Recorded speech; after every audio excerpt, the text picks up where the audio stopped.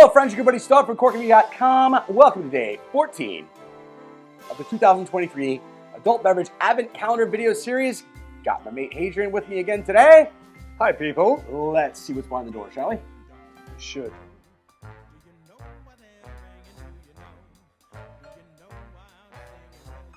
All right, friends, you see we have a wine behind the door today. Hadrian, this wine, what's the name of this wine?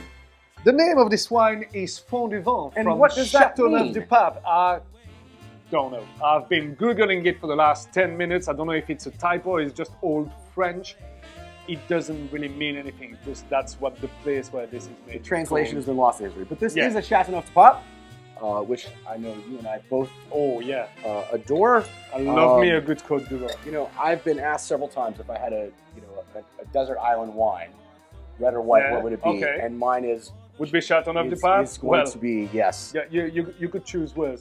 I think so. You could Yeah. choose So worse. we're gonna have Grenache, Syrah, and Beverage in this. Generally, there's other grapes as well, but those are the primary grapes that are in there.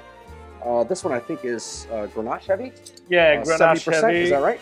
70-80%, yeah, Mhm. and then you got a little bit of Syrah, Mourvèdre, so all those grapes you'll find in Côte du Rhône that are used in minority. Yeah. Like we were discussing earlier, there is sort of a invisible line in Côte du Rhône where in the north of it will be majority Syrah, and in the south of it will be majority Grenache, I think, or maybe the other way around.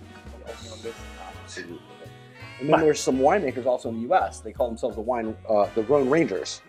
The they- Rhone Rangers. The Rhone Rangers out of California. Yes, they You love your Rangers in the States, don't you? they specialize though in growing Rhone variety, Okay. Rhone grape varieties there. And whereabouts? Mostly central coast of California, a little south. Okay. Um, Well, climate permitting, yeah. yeah. So yeah, not too far north mostly, but central and a little south coast there. My man Larry Schaefer with Jacero Wines. I think he's the vice president of the Rhone Rangers right now. But I've learned a lot about Rhone varieties Okay. and how they grow in the States from him as well. And they Given do my well? love of those. They do well, especially in that area there. But All right. gosh, I smelled this, Adrian, just pouring it.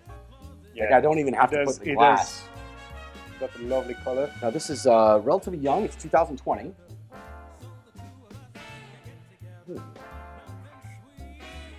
I got a lot of dark fruits, a bit A of lot leather of over dark there. berries, yeah, and into like that saddle leather we talk about.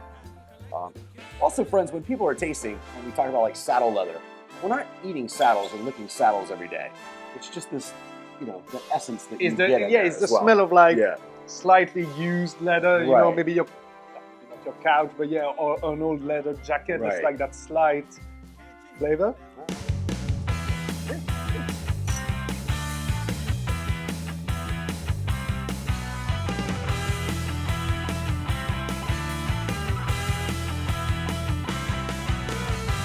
Just a touch of tannins. Touch of tannins. Just a little bit. Feels like hair disjointed to me. Yeah, it's. I would have expected maybe a slightly heavier body from a Châteauneuf du Pape, but again, it's fairly young. It's about 2 years very old. young. Yeah. Absolutely. Definitely some tannins in there. Like everything's there. Like those dark berries are there. The tannins are there.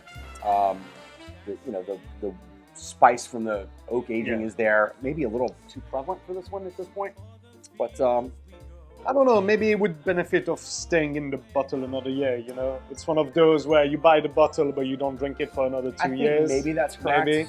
I'm also going to see if To leave it to and integrate. We'll revisit this here in a bit when we're done filming, and maybe just leave the bottle. Or maybe it opens up. Yeah, And maybe opens maybe up it needs a after. little. I Actually, would yeah. actually probably decant this, like knowing what I would probably put it in the decanter, let it sit for a little bit Yeah, before tasting. that's actually So, not a bad yeah, shout. we'll revisit. But I don't know. I do love this. It's a drinkable wine. It is more than drinkable. Easily serve this at a holiday party if you Yeah, wanted to. absolutely. Yeah. That go great with maybe some lamb or some rabbit. I'd say Yes. maybe with a nice little stock, roasted potatoes, spices, thyme, rosemary. I think that would do well with it. Thyme and rosemary. Don't disagree. Yeah, awesome. All right, so we have Châteauneuf du Pape.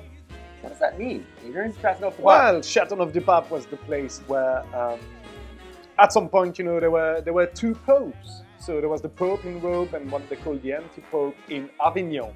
which is in the Côte du Rhône region and not far from there. So that's why that area of winemaking is called Châteauneuf-du-Pape, because I believe it was also like the private vine of the Côte.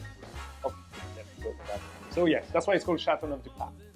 Well, you know, given that story and that little history of that region of Rhône there, I have my holiday haiku. Here Let's goes. hear it. All right. Pope is Catholic.